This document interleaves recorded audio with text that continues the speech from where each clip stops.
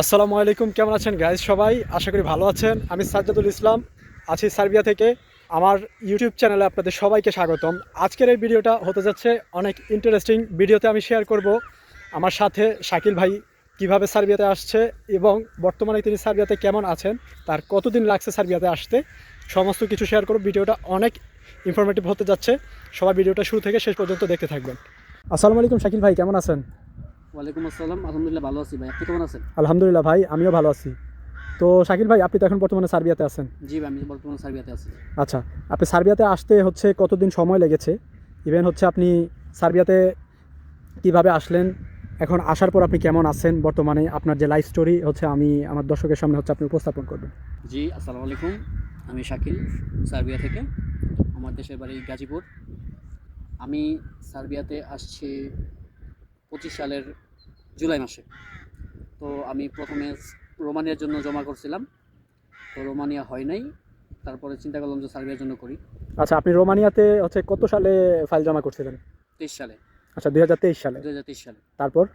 তারপর 23 সালের শেষে দিয়ে নভেম্বর মাসে আমি হয় নাই রোমানিয়া, তো সার্বিয়ার জন্য আমি ট্রাই করলাম। আলহামদুলিল্লাহ এখন সার্বিয়া আছি। আচ্ছা, তো সার্বিয়াতে হচ্ছে আসতে আপনার টোটাল প্রসেসিং সময় কত মাস লেগেছে? 18 মাস সময় লেগেছে আমার।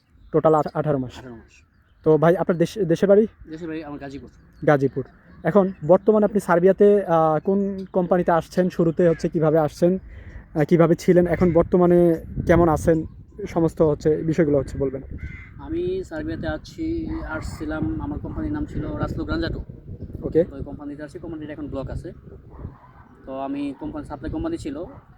আমরা যে এজেন্সি থেকে আসছি, আমরা অনেকেই সার্বিয়াতে আসছি। আমার সাথে প্রায় 700+ আমরা ছিলাম সবাই মিলা। তো অনেকে বাধ্য হইয়া গেম দিছে, অনেকে সার্বিয়া আছে, অনেকে দেশে চলে গেছে। আচ্ছা, যারা গেম দিছে তারা কি কারণে গেম দিছে? ওই কোম্পানিতে আমাদের কাজ প্লাস হচ্ছে টিআরসি কিছুই দেয় নাই। আচ্ছা, যেটা সাপ্লাই কোম্পানিতে ছিল আপনাদেরকে কোনো কাজ দেয় নাই, কোনো টিআরসি দেয় নাই? না, সাপ্লাই কোম্পানিতে আমাদের কাজ দেয় না, টিআরসি দেয় নাই। সব সাপ্লাই কোম্পানি খারাপ না, অনেক সাপ্লাই কোম্পানি ভালো আছে। তারা ঠিকঠাক মতো টিআরসি করে দিচ্ছে, কাজ দিচ্ছে, স্যালারি দিচ্ছে। কিন্তু আমরা যে কোম্পানিতে আসছি সেই কোম্পানিতে যাদেরকে কাজ দিচ্ছে তাদেরকে স্যালারি দেয় না। আচ্ছা, তো তারপর হচ্ছে সেখান থেকে আপনি কিভাবে সেই কোম্পানি থেকে বের হয়ে আসলেন? সেই কোম্পানি থেকে আমার এক বড় ভাইয়ের মাধ্যমে আমি অন্য একটা কোম্পানি থেকে টিআরসির জন্য অ্যাপ্লাই করছিলাম। তো আলহামদুলিল্লাহ এখন টিআরসি আমি পাইছি। তো একটা ভালো একটা কোম্পানিতে কাজ করতেছি আমি পেরুতে, পেরু সেন্ট্রাল সার্বিয়া। এখন বর্তমানে হচ্ছে আপনার যে ডকুমেন্টস, সেই ডকুমেন্টস সব কিছু হয়ে গেছে? জি ভাই, আলহামদুলিল্লাহ।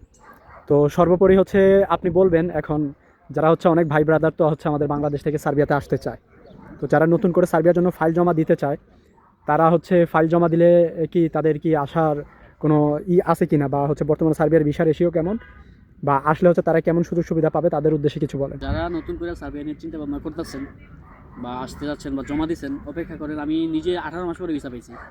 তো এখন ভিসা রেসিও আলহামদুলিল্লাহ অনেক ভালো আছে। সার্বিয়া বেটার একটা সুন্দর সব কিছু মিলাই আলহামদুলিল্লাহ।